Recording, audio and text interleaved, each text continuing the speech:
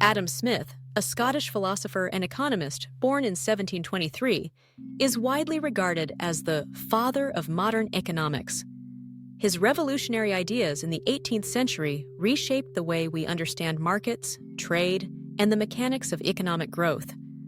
Through his seminal works, most notably The Theory of Moral Sentiments and An Inquiry into the Nature and Causes of the Wealth of Nations, Smith established a framework that would become the cornerstone of classical economics. His theories continue to reverberate through contemporary economic thought, influencing policymakers, academics, and business leaders alike. Central to Smith's philosophy is the concept of the invisible hand. This elegant metaphor captures the notion that individuals, in pursuing their own self-interest, can inadvertently promote the broader good of society. Imagine a baker who rises early each morning, not out of altruism, but to earn a living by selling bread. Each loaf he sells feeds members of the community, meeting their needs. Through the simple act of seeking personal gain, the baker fulfills a social function, demonstrating how, in a well-structured market, self-interest and social benefit can harmoniously coexist. Smith's invisible hand remains a foundational principle in economics, underlining the power of decentralized decision-making and the efficiency of markets largely free from heavy-handed government control. Another pillar of Smith's thought is the division of labor. He famously illustrated this concept with the example of a pin factory. If a single worker attempted to manufacture an entire pin from start to finish, the output would be minimal. However, by dividing the process into specialized tasks, one worker drawing out the wire, another cutting, another sharpening, and so on, the factory's productivity increases exponentially. This insight helped fuel the rise of industrial production and shaped the modern economy's focus on efficiency and specialization. The division of labor, Smith argued, not only increases output but also fosters innovation, as workers become exceptionally skilled in their specific roles over time. Smith's exploration of value, particularly his labor theory of value, further advanced economic understanding. In early societies, he proposed, the value of a good was largely determined by the amount of labor required to produce it.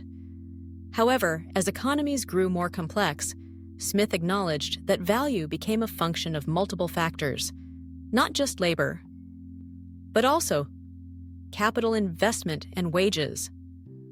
While his labor theory of value would later be refined and critiqued by other economists, including David Ricardo and Karl Marx, it laid the groundwork for future debates about how prices are set and wealth is distributed.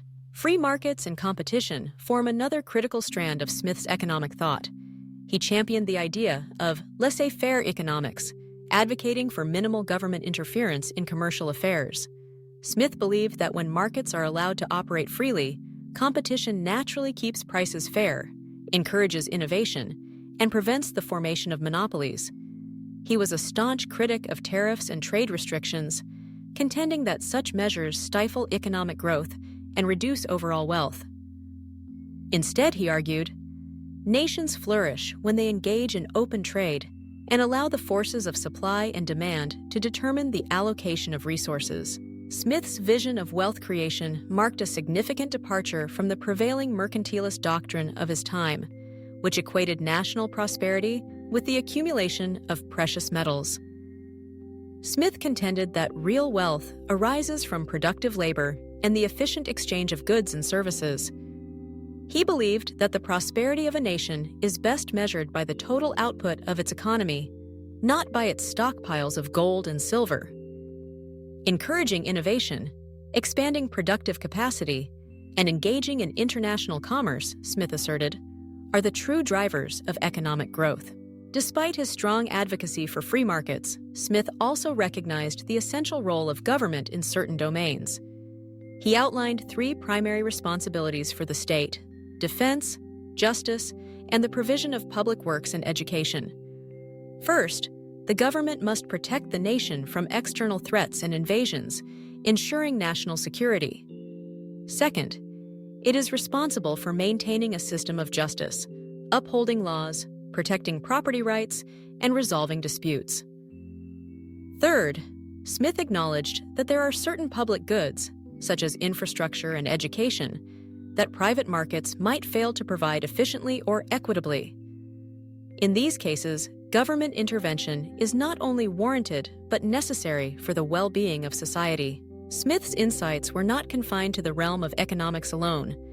In his earlier work, The Theory of Moral Sentiments, he delved into the nature of human behavior, morality, and sympathy. He argued that economic activity cannot be divorced from ethical considerations. For Smith, a healthy economy depends on trust, fairness, and a sense of social responsibility. He believed that while self-interest drives many economic decisions, it must be tempered by the moral sentiments that bind communities together. This holistic view reminds us that economics is fundamentally about people, their needs, motivations, and values. The Wealth of Nations, published in 1776, marked a turning point in economic thought. In this landmark text, Smith systematically dismantled the tenets of mercantilism, promoting instead the virtues of free trade, competitive markets, and the division of labor. He argued that government policies aimed at restricting imports or encouraging exports were misguided, as they ultimately hindered economic efficiency and reduced the wealth of nations. Instead, he advocated for a system where individuals are free to pursue their interests within a framework of laws and institutions that safeguard property rights and promote justice. Smith's ideas on competition remain particularly relevant in today's world, where debates about monopolies, regulation, and market power continue to dominate public discourse. He warned that unchecked market power could lead to abuses, such as price fixing and collusion, which harm consumers and stifle innovation. Thus, Smith's support for free markets was not absolute. He recognized the need for rules and oversight to ensure that competition remains robust and fair. The enduring legacy of Adam Smith lies in his nuanced understanding of economic life.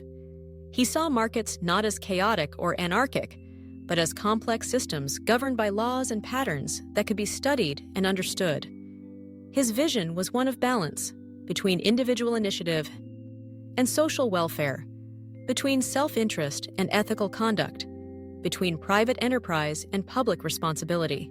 Over 2 centuries later, Smith's theories continue to shape economic policy and debate. The principles of free trade, competition, and limited government intervention are embedded in the policies of many nations. Economists still grapple with the questions Smith raised about value, fairness, and the proper role of the state. Yet, Smith's work also serves as a cautionary tale.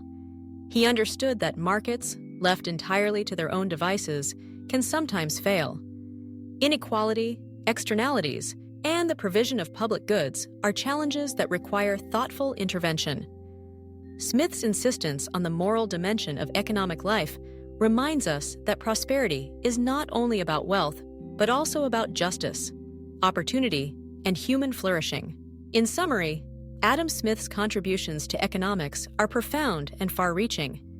His vision of free markets, guided by the invisible hand of competition and self-interest, remains a touchstone for economic thinkers.